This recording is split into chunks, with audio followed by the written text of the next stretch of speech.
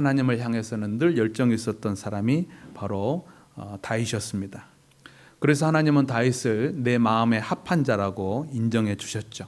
그래서 어디로 가든지 이기게 하시고 강하게 하시고 또 점점 강성해지는 그런 축복을 다윗에게 주신 줄로 믿습니다. 그런데 여러분, 오늘은 사무엘하 11장을 볼 텐데 다윗 일생에 가장 큰 오점이 되는 사건이 등장합니다. 바로 밧세바를 범한 사건이 오늘 본문에 나옵니다.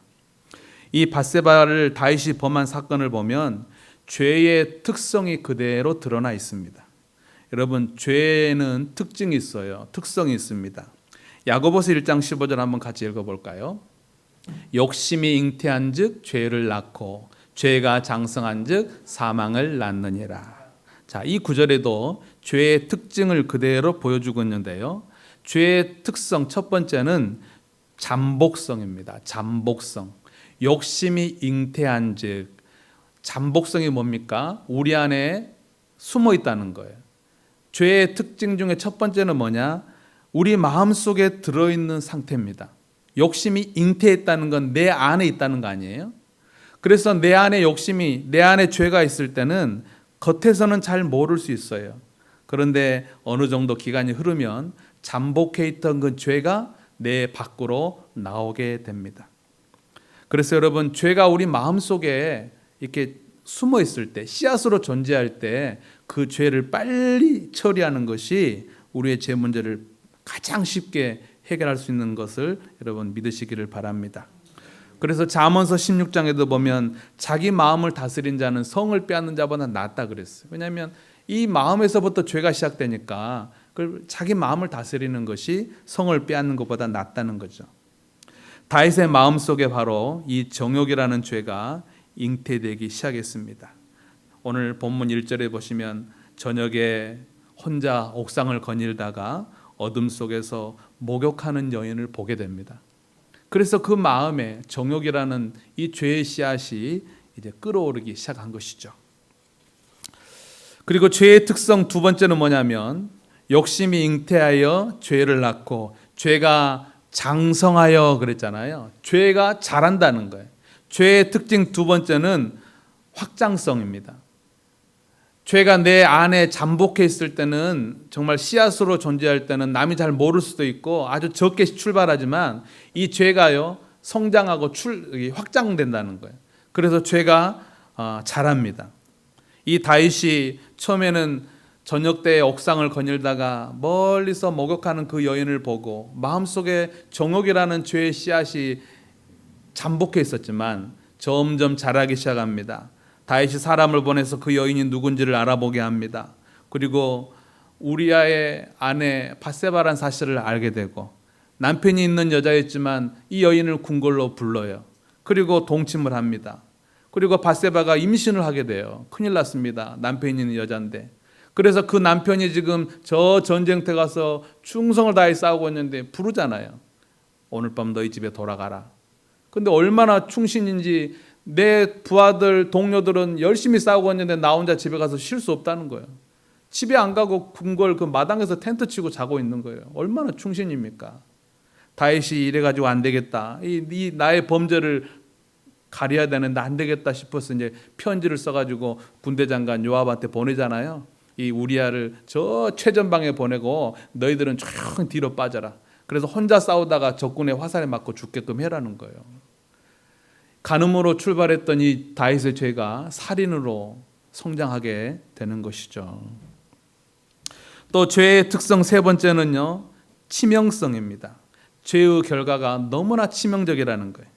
욕심이 잉태하여 죄를 낳고 죄가 장성하여 사망을 낳느니라. 죄의 결과는 죽음이라는 겁니다. 이 죽음은 육적인 죽음도 말하고요, 영적인 죽음, 정서적인 죽음, 관계적인 죽음, 모든 죽음을 다 말하는 거예요. 이 죄는 얼마나 치명적인지 가장 마지막에는 다 죽이는 거예요. 다윗의 이 죄가 결국에는 다윗의 아들이 병들어 죽고 맙니다. 여러분, 결코 죄를 가볍게 여겨서는 안 될 줄로 믿습니다. 다윗이 사실 회개했어요. 나단 선지자가 와가지고 다윗의 잘못을 책망했습니다. 그때 다윗은 바로 자신의 죄를 깨닫고 회개했어요. 그러나 회개했다고 모든 것이 끝난 건 아니에요. 다윗은 자신이 지은 그 죄의 대가를 혹독하게 치릅니다. 바로 자기 사랑하는 아들이 병들어 죽게 됩니다. 용서받는 것과 죄의 대가를 치르는 것은요, 별개의 문제인 것이죠. 자, 그러면 여러분, 우리가 어떻게 하면 죄를 멀리할 수 있을까요? 어떻게 하면 죄를 짓지 않을 수 있을까요? 오늘 본문을 통해서 우리가 이것을 깨달아야 되는 것이죠. 죄를 짓게 되는 환경과 조건에서 벗어나십시오. 오늘 굉장히 중요한 메시지입니다. 죄를 짓게 되는 환경과 조건에서 벗어나라는 거예요. 여러분, 사람이 악해서 죄를 짓기도 하지만 아무리 좋은 사람이라도 죄를 지을 수밖에 없는 그런 조건, 환경 속에 들어가면 죄를 짓게 되는 거예요. 여러분, 곰팡이 피는 거 한번 생각해 보세요. 곰팡이가요, 적당한 온도와 적당한 습기가 주어지면 곰팡이가 피는 거예요. 그 조건 속에 들어가면 곰팡이가 발생하는 거예요. 사람도 마찬가지입니다. 그 사람이 아무리 좋은 사람이고 죄와는 상관없는 사람이고 그게 중요한 게 아니에요. 그런 사람일지라도 죄를 짓는 그 조건에 들어가면 죄를 짓게 돼 있는 거예요. 다윗은 지금 죄를 짓는 그 환경으로 들어가 버렸죠. 1절부터 한번 살펴볼까요? 오늘 보면 11장 1절 보시면 그 해가 돌아와 왕들이 출전할 때가 되매, 이게 무슨 말이냐면요, 겨울에는 이제 전투가 없어요. 날이 이제 따뜻해지고 그 다음에 봄이 오면 이제 전투가 시작되는 거예요. 그럴 때 맨 첫날 왕이 출전해 가지고 병사들을 독려해 주는 거예요. 싸움에, 전쟁을 독려해 주는 거죠. 그래서 그 해가 돌아왔다는 것은 이제 겨울이 가고 봄이 와서 싸울 때가 왔다는 거예요. 그러면 이제 왕이 착 앞장서 가지고 군사들 한번 독려해 주고 돌아오는 거죠. 그래서 왕들이 출전할 때가 됐다는 거예요. 그런데 다윗이 요압과 그에게 있는 그의 부하들과 온 이스라엘 군대를 보내고 그들이 암몬 자손을 멸하고 라빠를 에워싸고 다윗은 예루살렘에 그대로 있더라. 다윗은 안 나갔어요. 벌써 마음이 나태해진 거죠. 왕으로서 전장에 나가서 군사들 한번 탁 독려해주고 와야 되는데 안 갔대요. 벌써 거기서부터 시작된 거예요. 그리고 2절에 보면 저녁 때에 다윗이 그의 침상에서 일어나, 아마 낮잠을 잤나 보죠. 물론 중동 지방이 워낙 덥기 때문에 낮잠 자는 문화가 있을 수 있습니다. 그러나 군사들은 나가서 싸우고 있는데 왕은 궁궐에 혼자 남아가지고 낮잠 잤다는 거 좀 문제가 있어 보입니다. 그리고 왕궁 옥상에서 거닐다가 그곳에서 보니 한 여인이 목욕을 하고 있는데 심히 아름다워 보이는지라. 저녁에 해가 질 무렵에 어두컴컴한 저 멀리서 한 여인이 목욕을 하고 있어요. 근데 너무너무 아름답게 보이더라는 거예요. 여기서부터 죄악의 씨앗이 시작되는 것 아니겠습니까? 바로 다윗은 죄를 짓는 그 환경 속으로 들어가고 있는 것이죠.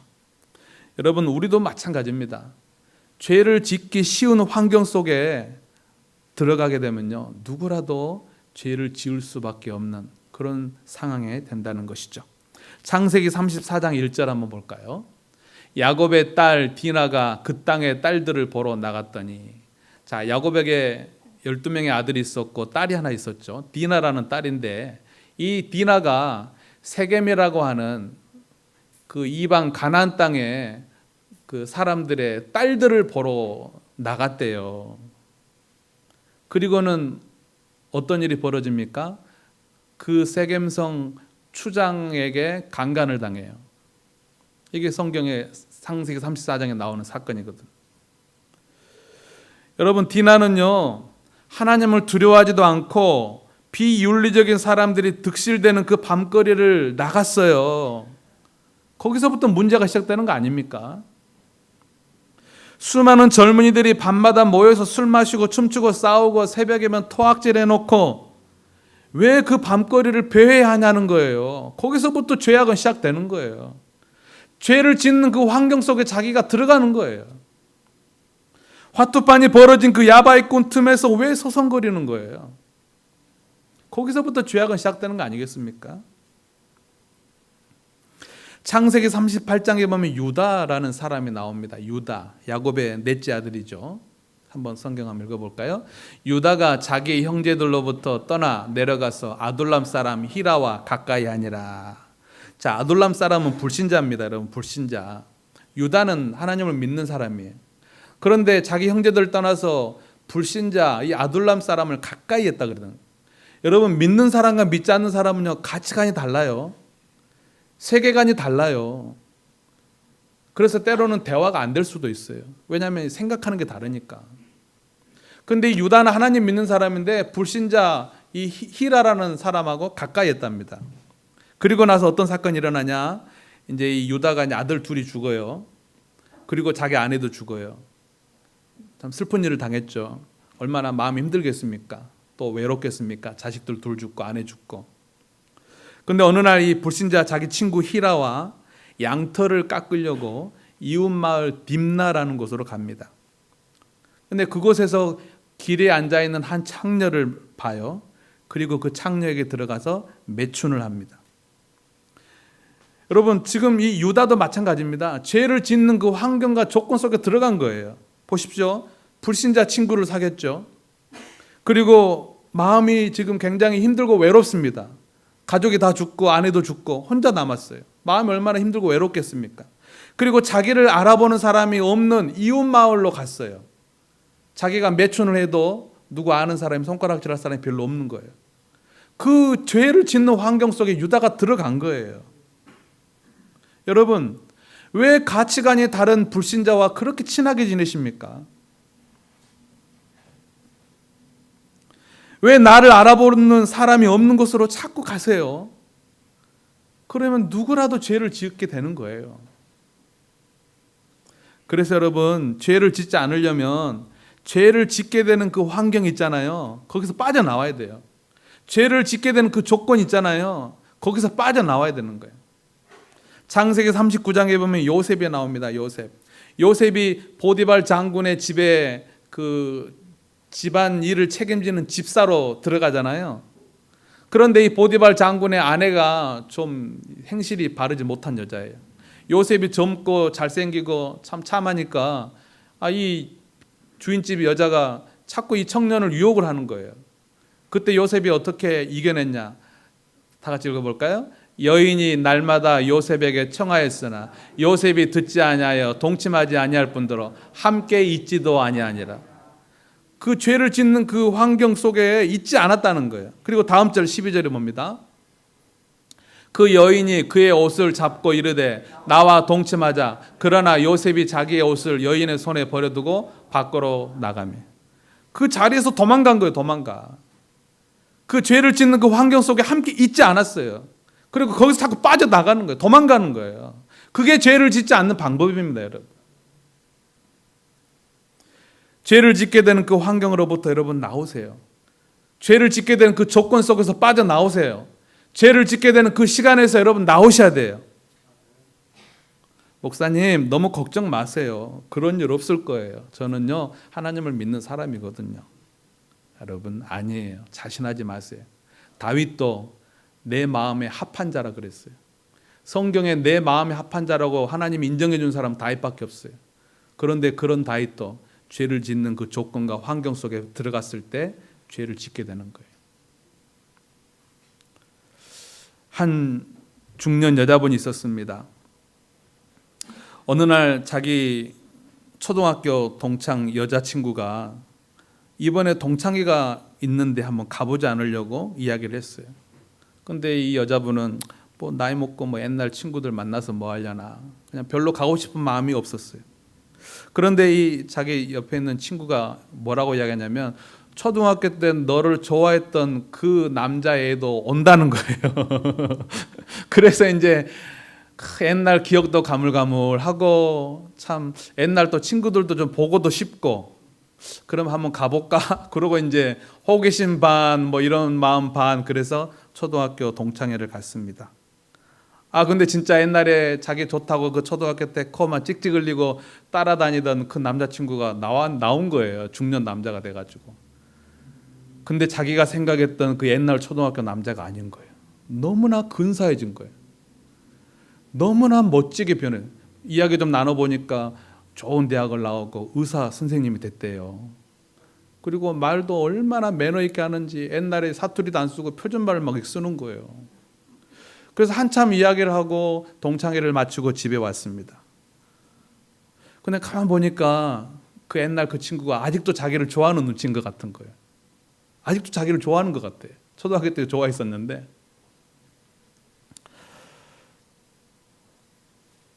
근데 다음날 동창회를 다 이제 마치고 헤어지고 다음날 문자가 왔어요. 오늘 만나서 차 한잔 하자고. 근데 이 중년 부인의 마음에 싫지 않았어요. 왜냐하면 만나서 이야기해 보니까 대화가 되는 거예요. 그리고 만나서 이야기해 보니까 정말 오랜만에 내가 존중받고 있구나 하는 느낌을 갖게 된 거예요. 근데 그 남자도 가정이 있고 부인이 있고 나도 내 남편이 있어요. 그래서 차 마시고 대화를 나누고 집에 돌아오면요, 그렇게 마음이 좋은 거예요. 대화가 되고 정말로 오랜만에 내가 존중받고 있다는 느낌을 받고. 근데 자꾸 전화가 오고 문자가 옵니다. 자꾸 만나자고. 제가 드라마를 너무 많이 만든 것 같아요. 제가 지금 만들어낸 이야기거든요. 제가 지금 만들어낸 이야기인데 얼마든지 드라마에서 나올 수 있는 그런 이야기 아닙니까? 자, 여러분, 그러면 이 중년 부인이 자꾸 그 차를 마시러 가야 돼요, 말아야 돼요? 죄를 짓는 그 환경 속에 자꾸 들어가면 안 된다니까요. 죄를 짓는 그 조건 속에 자기가 자꾸 들어가고 노출되면 누구라도 죄를 지어요. 이 이야기의 결말은 뻔하잖아요. 여러분 드라마 많이 보셨잖아요. 이 이야기의 결말은 뻔한 거예요. 죄를 짓는 환경 속에서 빨리 도망쳐 나와야 돼요. 여러분, 죄를 결코 가볍게 여기지 마십시오. 여러분, 죄를 짓게 되는 그 환경 속에 빠져버린 다윗이 간음을 지었을 뿐만 아니라 자기의 충신 그 우리아를 또 살인을 직접 죽인 건 아니지만 자기가 결국은 살인을 이렇게 했지 않습니까? 그리고 그 죄의 결과는 너무나 치명적이었어요. 나단 선지자의 회개를 촉구하는 그 말씀을 듣고 바로 회개했지만 자기 아들이 병들어 죽게 되는 그런 치명적인 결과를 맞게 됩니다. 그래서 여러분, 우리가 죄를 지으면요, 그 죄의 결과는 우리 인생에 너무나 치명적이에요. 너무나 그 아픔은 큰 거예요. 그리고 그 죄가 우리에게 주는 그 치명상은요, 오래 가요. 죄가 우리에게 주는 그 후유증은 너무나 오래 가요. 자, 사무엘하 12장에 보면 이런 내용 나와요. 우리아의 아내가 다윗에게 낳은 아이를 여호와께서 치심에 심히 앓는지라. 자, 이 이야기는 지금 이제 전쟁터에 나가서 우리아가 적군에 의해서 죽었어요. 이제 그 다음에 다윗이 이제 남편이 죽었잖아요. 밧세바를 궁궐로 부릅니다. 정식으로 자기 아내를 삼아요. 우리아 장례식도 끝났어요. 그리고 이제 이 밧세바를 옛날 뭐 왕들은 부인이 여러 명이었으니까 자기 부인 삼았거든요. 근데 성경은 뭐라 그럽니까? 우리아의 아내가, 아니 이미 죽어서 장례 치른 사람을 왜 자꾸 언급하는 거예요? 성경은 다윗 마음 불편하게, 아마 이미 죽어서 장례를 치렀고 이제 밧세바랑 나랑 정식으로 결혼했는데 왜 자꾸 죽은 남자 이름을 꺼내냐는 거예요. 성경 얼마나 다윗이 불편하겠어요. 우리아의 아내라고 자꾸 그러는 거예요. 우리아의 아내라고, 이 밧세바를 향해서. 그냥 밧세바라 그러면 안 되는 거예요. 밧세바가 다윗에게 낳은 아이 이러면 안 되는 거예요. 왜 자꾸 우리아라는 사람 이름을 들먹거리냐는 거예요. 그런데 더 놀라운 것은 마태복음 1장, 예수님의 족보가 마태복음 1장에 나오는데 그 예수님의 족보 가운데 이렇게 이야기합니다. 다윗은 우리아의 아내에게서 솔로몬을 낳고 1000년이 지났는데, 다윗이 밧세바를 범할 때로부터 1000년이 지나서 이제 예수님의 시대, 마태복음 1장에 기록되던 시대 1000년이 지났는데 여전히 성경은 우리아를 이야기를 합니다. 우리아의 아내라고.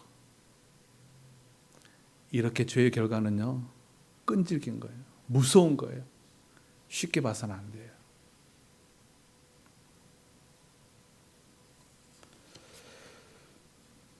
여러분, 죄를 짓지 않는 방법은요, 그 죄를 짓게 되는 그 환경 속에서 빠져나오는 것을 믿으시기 바랍니다.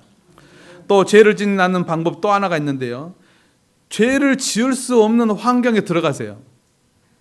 죄를 지을 수 없는 그런 환경에 자기를 그 안에 머물러라는 거예요.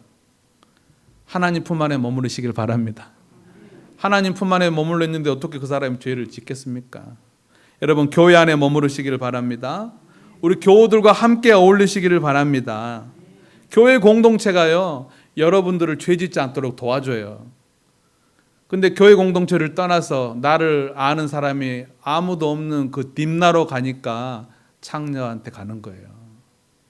그러나 교회 안에 있으면요, 어떻게 죄를 지어요? 내 옆에 장로님이 딱 보고 계시는데, 내 옆에 집사님이 딱 보고 계시는데, 저녁에 목사님한테 전화가 오는데 어떻게 죄를 지어요?